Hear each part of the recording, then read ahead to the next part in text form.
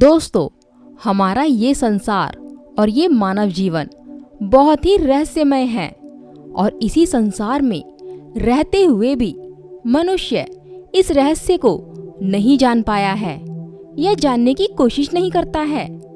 मनुष्य बस जिए जा रहा है। जीवन जीना एक बात है और इस जीवन को जानना दूसरी बात है। दोस्तों, अपने भीतर झांककर इस रहस्य को जानने की कोशिश बहुत कम ही लोग करते हैं। हमारा सूक्ष्म शरीर सीधे तौर पर हमारे इस जन्म और अगले जन्म दोनों को प्रभावित करता है। और वो कैसे करता है? आज का ये वीडियो इसी से रिलेटेड रहेगा। दोस्तों, आपने लोगों को कहते सुना होगा कि मनुष्य देह मिलना बहुत ही किस्मत की बात है। और वो ऐसा इसलिए कहते हैं दोस्तों, क्योंकि मनुष्य ही एकमात्र ऐसा जीव है जो चिंतन कर सकता है, जिसके पास बुद्धि है और इस बुद्धि का विकास भी कर सकता है। परंतु एक बात और भी है, वो ये कि यदि मनुष्य की देह पाना मुश्किल है तो मनुष्य देह में रहकर चिंतन कर पाना, आत्मविचार कर पाना भी बहुत मुश्किल है दोस्तों। क्योंकि चिंतन और सोच विचार का काम सूक्ष्म शरीर का है।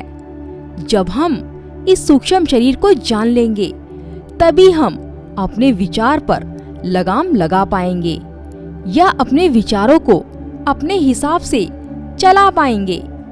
इस सूक्ष्म शरीर को जान पाना इसलिए भी मुश्किल होता है दोस्तों, क्योंकि सूक्ष्म शरीर का स्थूल शरीर से यानी इस हाड़ मांस के शरीर से कोई लेना देना नहीं होता है।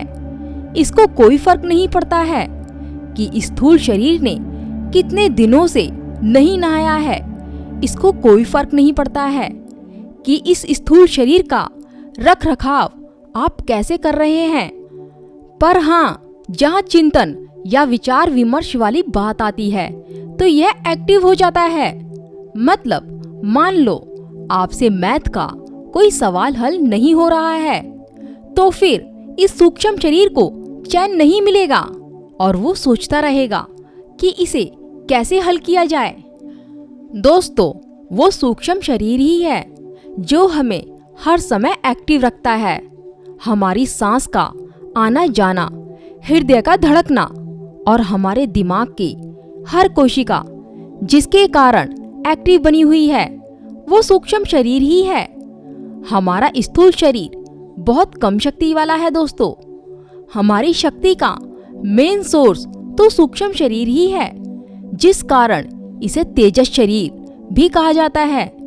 यदि आप इस सूक्ष्म शरीर को जान गए, पहचान गए, तो ये एक इंसान होने के नाते बहुत गर्व की बात होगी, क्योंकि ऐसी अवस्था में आप अपने विचारों को कंट्रोल कर पाएंगे। अन्यथा तो आपका जीवन एक पशु के जीवन के समान ही रह जाएगा। क्योंकि दोस्तों, विचारों से मुक्ति वही पा सकता है जो विचारों को देख रहा है, जो देख रहा है कि उसके विचार किस दिशा में जा रहे हैं, वो क्या सोच रहा है। पर जिसने विचारों को देखना यानी सूक्ष्म शरीर को जानने के लिए एक भी कदम नहीं बढ़ाया है, उसकी तो विचारों से मुक्ति की बात छोड़ ही दो। तो इसलिए कहा गया है कि जिनके बड़े भाग्य होते हैं, जिन्होंने पीछे बड़े सत्कर्म किए होते हैं, वही ऐसे हो पाते हैं, वही सूक्ष्म शरीर को समझ पाते हैं। दोस्तों, सूक्ष्म शरीर जन्म से ही हमारे साथ होता है और मरते वक्त तक हमारे साथ होता है। सारे जीवन भर ये हमारे लिए सोचने और विचारने का काम करता है। सारा दुख सुख, भोग विलास, अच्छाई बुराई सब इसी की उपज होती है। सारा जीवन हमें अच्छे या बुरे मार्ग पर ले जाने वाला यही होता है दोस्तों। किसके साथ अच्छा करना है, किसके साथ बुरा करना है। कभी इसको कुछ चाहिए, वो अगर मिल भी जाए तो फिर इसे कुछ और चाहिए। इस तरह इसकी इच्छाएं कभी खत्म नहीं होती।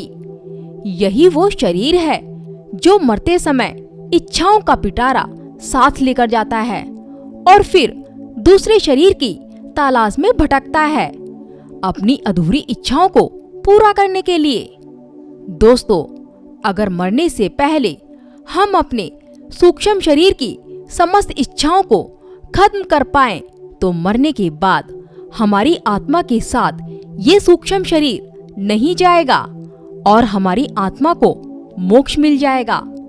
यह जो आत्मा का नाम मैंने लिया है वही हमारा तीसरा शरीर होता है, जिसे हम कारण शरीर भी कहते हैं। हमारे इस कारण शरीर को इस सूक्ष्म शरीर से छुटकारा दिलाना ही हमारे इस जीवन का मूल उद्देश्य होना चाहिए। जब हमारी आत्मा यानी कारण शरीर बिना सूक्ष्म शरीर के इस संसार से जाती है, तभी हमारी आत्मा को असली मोक्ष मिलता है। तो दोस्तों, वीडियो कैसी लगी कमेंट करके जरूर बताना। नमस्कार दोस्तों।